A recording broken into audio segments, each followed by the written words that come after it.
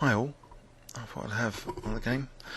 I just want to give a bit more detail about that chess games controversy and what happened after the YouTube video. It sort of triggered a chain reaction. Pchev, okay. So basically, I'd noticed that there's a team, calling themselves the Real World Team, which started from this Kasparov versus Rest of the World exhibition match played on the MSN Game Zone several years ago.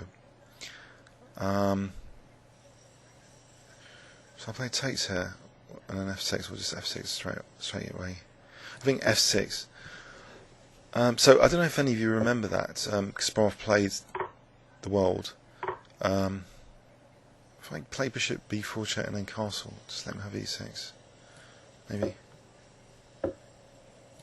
So at least I can castle and have the rook on F8, so F takes would be better. Right. Now, can I play knight takes here? So I've got a little bit of compensation, I hope. So knight C4,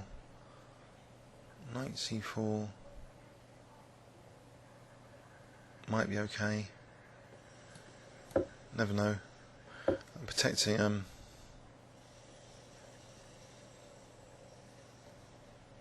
okay, bishop C3, rook B1. There might be knight E5 there. Takes, queen F2. So bishop C3 might be an interesting move here for knight E5.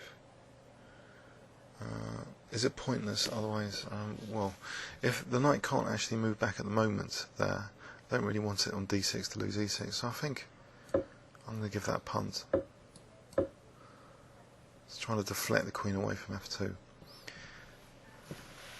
So anyway, yeah, this Kasparov versus Rest of the World match, I contributed greatly and I really enjoyed that. It was the first Rest of the World format. There was a team of panellists, including Irina Krush and some other very promising juniors. As it turned out, Irina Krush was the most enthusiastic at the time with all her analysis. And I think, was it smartmoves.com or something? Some commercial site had also sponsored her to be more active or something.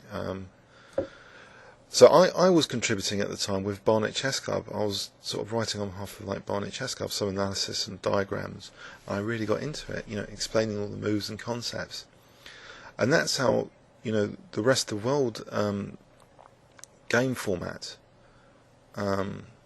I think I have to take on F4 here, and then maybe knight G6. The Rest of the World game format started on Chess World. I started these Rest of the World games later on Chess World when I started Chess World, which was after the Barnet Chess Club website. And we lost horribly. I think one of the early games, well, the first 3-4 games we lost horribly. One of the early ones was against IM Andrew Martin. So I was starting to invite IMs to them as well. And something strange happened in the history of those games. Around about the 4th game, I put in a change vote facility. So all of a sudden people could try and persuade other people to change their vote through more discussion. And very shortly after that innovation, it seems that a group of very hardcore engine analysts, calling themselves, actually, do I want to play D4? If I play D4 and then E5 to leave that bishop there, maybe that's best, but then Queen E4, I lose the E4 square. So how about bishop F6 and then E4, bishop F6? Okay, and it's protected knight against knight G5 anyway. So this hardcore group of analysts, they were called the Real World Team. They call themselves that. And in fact, I remember, once, so I was posting in Rec Games Chess Miscellaneous about these, Rest of the World games. And one of them was sort of stroppy and said, oh, it can't be a world team game without the real Rest of the World. This group of 5 or 6, or maybe, I don't know, more than that, up to 10 people. So there was sort of enthusiasts. I'm not sure they were that strong over the board, but I think one of them, Kurt Wilderman, he claims to have a high ICCF rating. So this Real World Team, they started dominating these matches on chessboard. Should I take on G2 and then E4 or D5? If I take on G2, it does weaken F3 potentially. So I'm getting bishop D5 and rook F8. Also threatening D3 maybe. So I want to play bishop D5 and rook F8 potentially.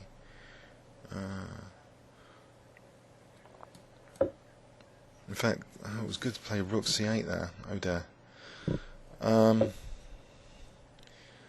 Right. So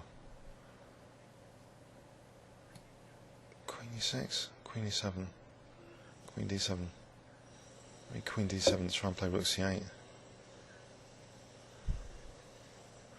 So I'm going to hold rook down, but I've got these central pawns. I wonder if he's going to let me play rook C8, because that might be interesting. I've got no real entry points, so maybe rook F8, and Queen F5 at some point. Rook F8 might be more logical. So if it takes, maybe rook F6 now. Okay. B6 and Queen B7, or B5, B5, Queen B7.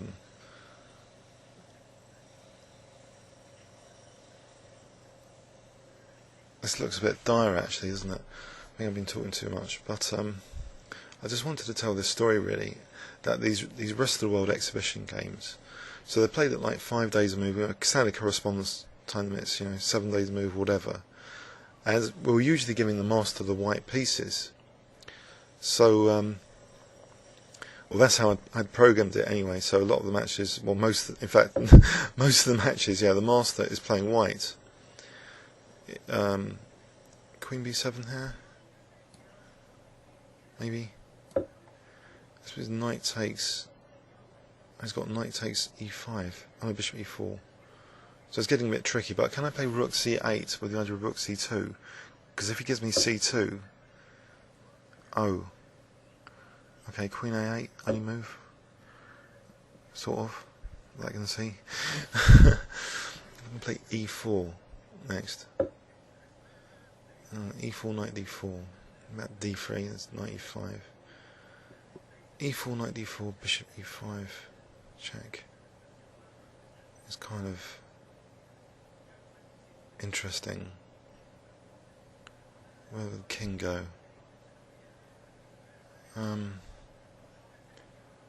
I suppose it's worth a punt. So knight D4, bishop E5.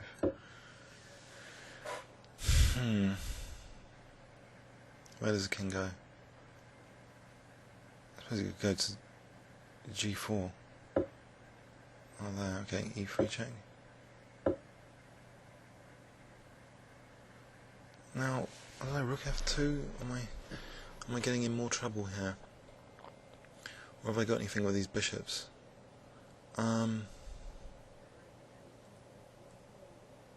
About just rook D6, trying to chase one of these knights away. We get in time for bishop H1 to threaten Queen G2.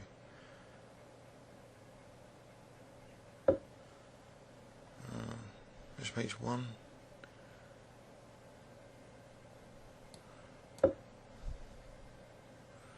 Looks a bit tricky and hairy.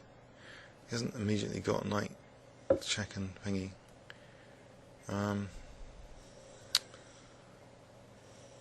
Okay, back to D5 or something. Oh dear, there's 97.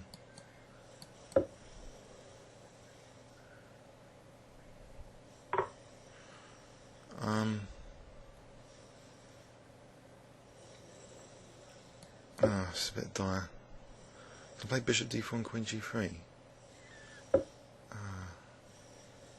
Bishop H2 and Queen G3. Queen G3 here seems a bit hopeless. I'll try it anyway. That's rook F8. She didn't play.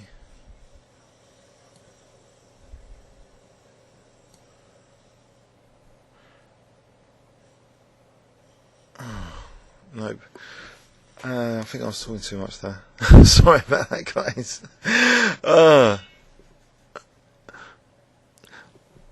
Okay, comments or questions on YouTube. I want to continue that story though in the next game. I'll try and balance it a bit more, the talking and thinking.